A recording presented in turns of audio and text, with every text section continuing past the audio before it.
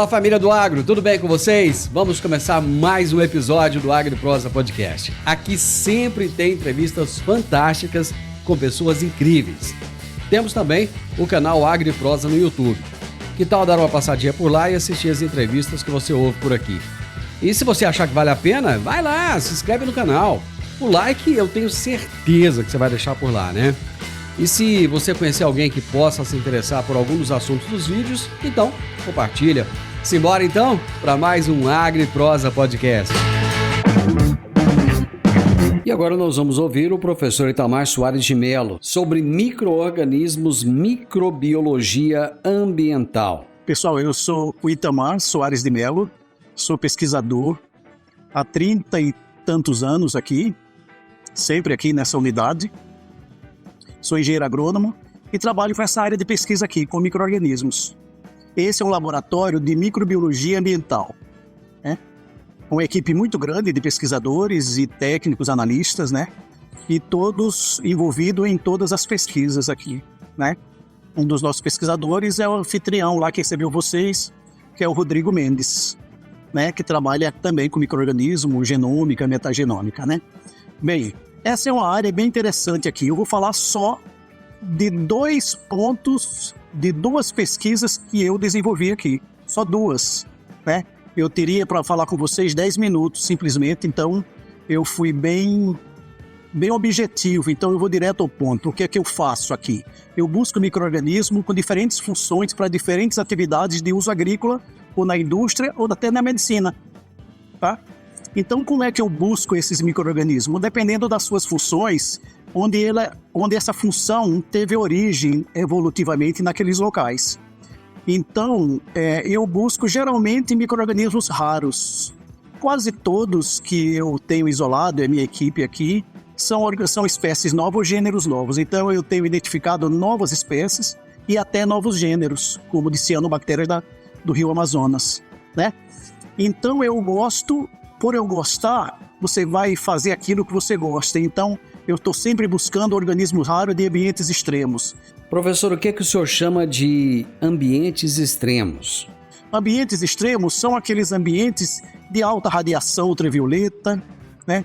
De baixa temperatura, abaixo de 10, 20 graus, 30 graus, alta temperatura acima de 40, 50, 60 graus, não é?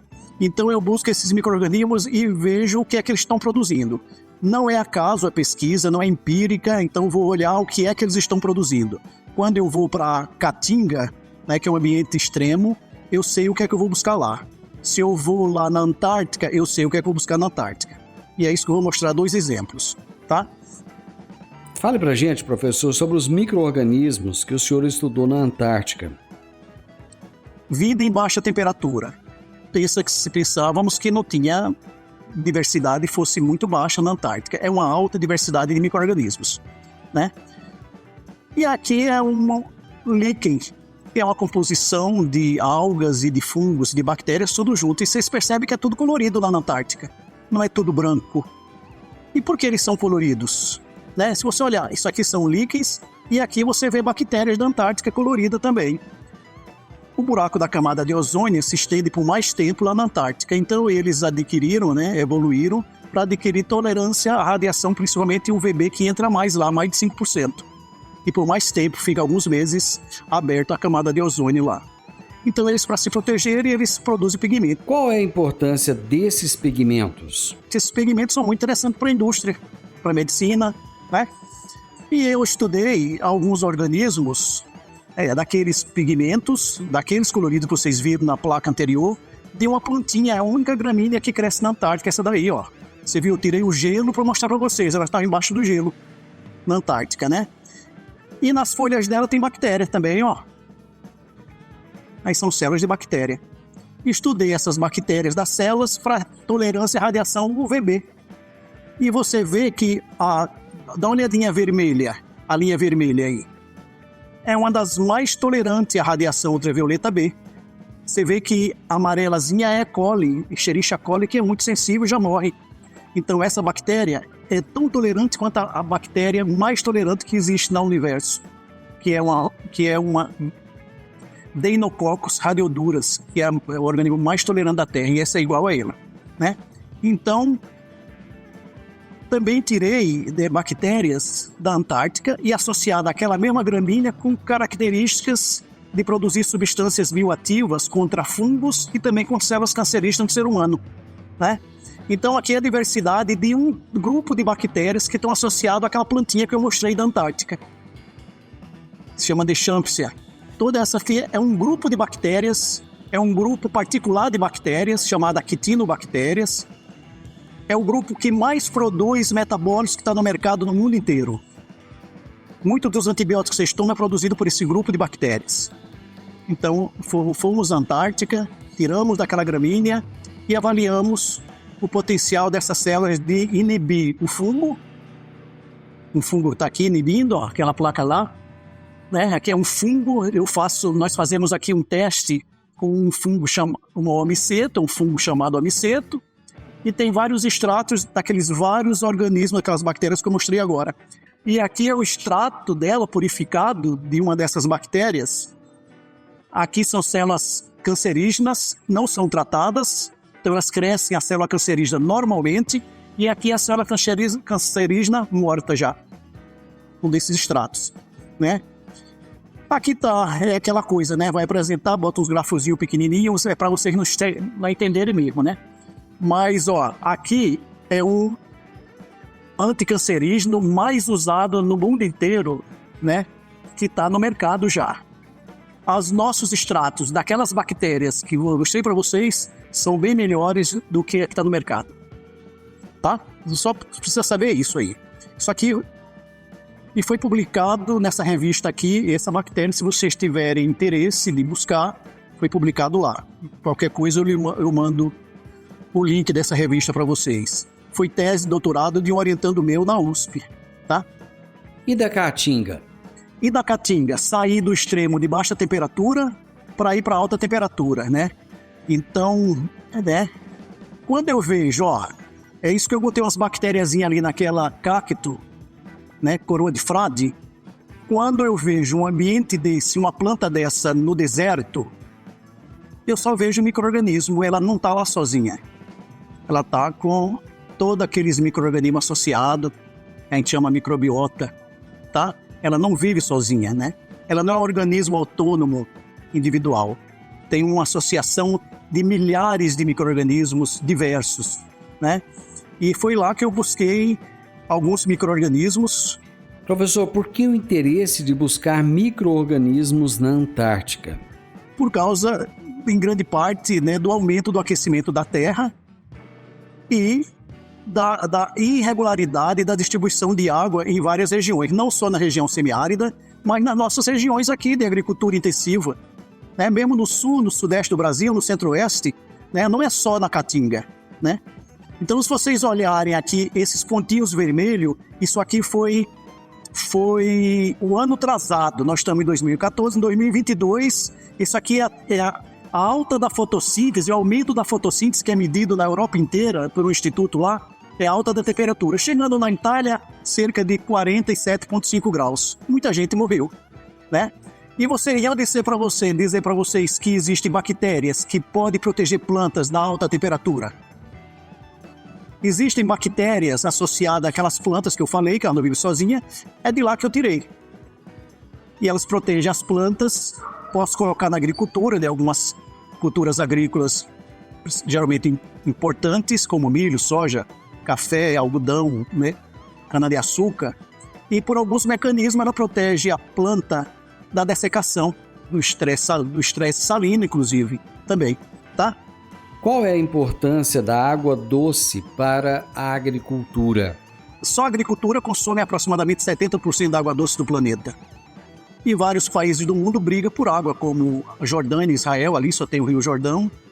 É diferente do Brasil. Mesmo no Brasil, você vê que aqui em São Paulo, problema com a Serra da Cantareira, é que seca, e aí nós estamos aqui fazendo racionamento de água, né? E quase 70% vai para a agricultura, né? Se você vê aqui, ó, que para produzir 1 quilo de carne, gastamos 15.500 litros de água doce. Para produzir 1 quilo de carne, né? E aqui já são as bactérias que nós isolamos de cactácea, dessa planta aqui, ó, o mandacaru, lá da Caatinga. Nós tiramos né? Várias bactérias.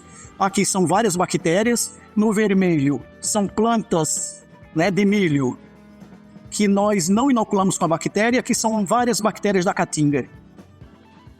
E aqui o aumento de crescimento da planta, sob condições de seca. Seca absoluta, não para de molhar, não molha. Depois a gente mede a biomassa. Que produto é esse, professor? É uma bactéria benéfica, não é maléfica, viu? Pode pegar, viu? Então ela aumenta a biomassa, tanto de parte aérea quanto de raiz, né? E deu origem a um produto, o primeiro produto no mundo para a mitigação do estresse hídrico na agricultura. É o primeiro produto no Brasil e no mundo. Até quanto tempo pode ficar sem chuva? Está revolucionando a agricultura no sul e sudeste do Brasil, em milho, registrado para milho e soja. Estamos preparando o registro para cana-de-açúcar. E os resultados são esses, com e sem o produto. O produto é esse daqui, ó. Esse produto pode ser utilizado em outras culturas que não a soja? Quando em alta temperatura, é diferente. Em alta temperatura, sob seca aqui, sob condições de estresse hídrico, né? As gramíneas, de um modo geral, como cana-de-açúcar, sob condições de estresse hídrico, para evitar a perda da evaporação da água e transpiração, ela se rola, né? Principalmente em cana-de-açúcar. Então você vê onde está aplicado a bactéria na semente, aplica só na semente uma vez, na semente. E aqui sem aplicação da bactéria. Aqui em soja, olha a diferença.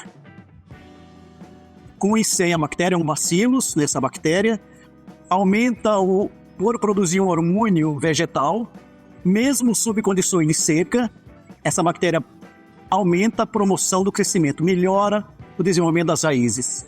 E as raízes vão mais profunda, né? É o sistema, né, de raízes pivotantes, vai mais profundo buscar até água.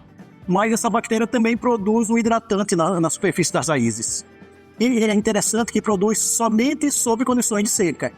Sob condições de seca, mesmo uma cactácea dessa daqui, ela sofre com a seca. E ela deixa de produzir os hormônios de crescimento, principalmente as auxinas. Um hormônio vegetal importante, ela para de produzir. Para não crescer, continuar crescendo, senão ela morre mais ainda.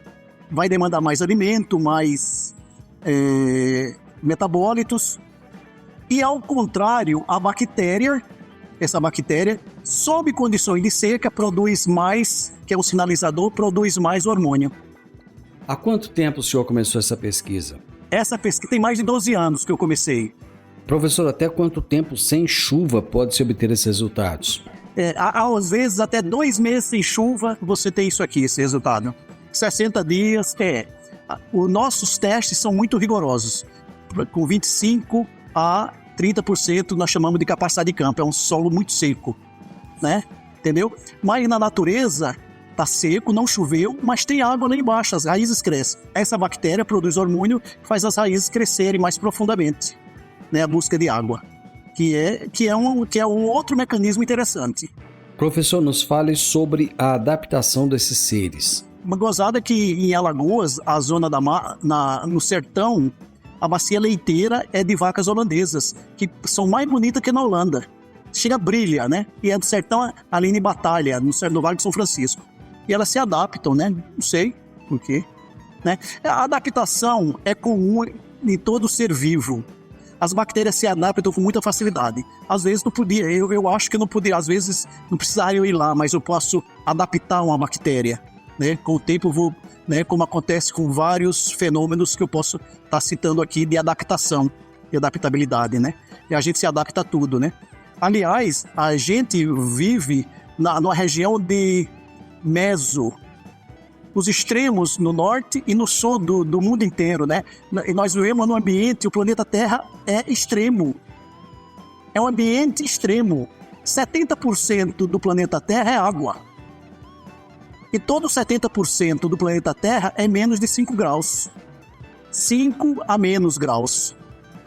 Então é muito frio o planeta Terra, né? Então é um ambiente extremo, né? Quantos ensaios estão sendo feitos? Estamos fazendo os testes em várias usinas. Para ser registrado para a soja, fizemos 250 ensaios no Brasil inteiro. Esses ensaios estão sendo feitos em diversas regiões? Em várias regiões, lógico. Para registrar o produto é preciso. né? Aqui é cana-de-açúcar, estamos fazendo agora. E aumentando, os açúcares totais reduzíveis, ou seja, a quantidade de açúcar aumentou com a bactéria 12% em cana-de-açúcar. Aqui é o desenvolvimento da planta, que você está vendo com o técnico lá, faz os técnicos, e é o técnico da usina que fez isso, não sou eu que faço. Como é que o senhor começou essas pesquisas, professor? Comecei com o objetivo de recuperar solos em processo de desertificação. E fomos trilhando, fomos desviando do tema, algumas bactérias eu reinoculei em cactácea e voltava para o sertão lá. Só as que não morriam eram as que estavam com a bactéria. E a partir daí eu comecei a usar as bactérias que eu inoculava em cactos, em soja, milho, café, e deu certo. O podcast Agro e Prosa tem o objetivo de falar do agronegócio de forma fácil, simples e descomplicada.